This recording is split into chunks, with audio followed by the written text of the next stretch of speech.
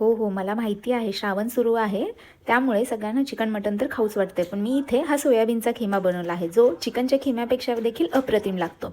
तर त्यासाठी इथे मी सोयाबीन गरम पाण्यामध्ये 20 ते 25 मिनिटं भिजत ठेवले होते. त्यातले पाणी सगळे पिळून घेतले आणि मिक्सरमधून त्याला छान कोर कन्सिस्टन्सीमध्ये ग्राइंड करून घेतले आहे, म्हणजे आपल्याला खिम्यासारखे त्याचे टेक्स्चर मिळेल. गॅसवर इकडे मी कढई गरम करत ठेवली आहे. त्याच्यामध्ये 2 चमचे तेल घालायचं आहे आणि 2 चमचे आपल्याला बटर ॲड करायचं आहे. त्याच्यामध्ये जिरे टाकायचे. जिरे तडतडले की 2 बारीक चिरलेले कांदे टाकायचे आहेत. कांदा छान भाजला गेला की त्याच्यामध्ये लसूण, अद्रक, कोथिंबीर, सुकं खोबरं याची पेस्ट टाकून घ्यायची आहे. ती छान भाजून झाली की आपल्याला 1 चमचा पावभाजी मसाला, 1 चमचा बिर्याणी मसाला, अर्धा चमचा किचन किंग मसाला, हळद, धनेपूड आणि थोडेसे काळे तिखट घालून याला छान मिक्स करून घ्यायचे आहे. आणि त्याच्यामध्ये 2 टोमॅटोची मी इथे प्युरी बनवून टाकलेली आहे.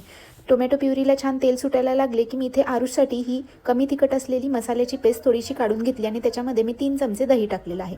दही व्यवस्थित मिक्स झाले की आपल्याला याच्यामध्ये 2 हिरव्या मिरच्या उभ्या चिरून टाकायच्या आहेत. थोडासा काळा मसाला आणि लाल मिरची पावडर ॲड करायची आहे. तिखट तुम्ही तुमच्या आवडीप्रमाणे कमी जास्त करू शकता. आणि त्यात मी गरम पाणी टाकलेलं आहे.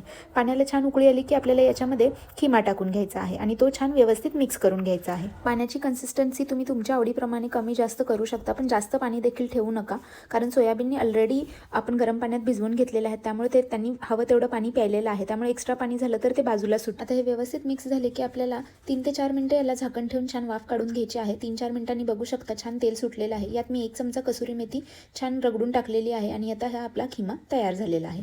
सुटले ना तोंडाला पाणी, तर तुम्ही देखील नक्की ट्राय करून बघा ही सोयाबीन खिम्याची रेसिपी आणि मला कळवायला विसरू नका. चॅनलला फॉलो करा आणि लाईक करा.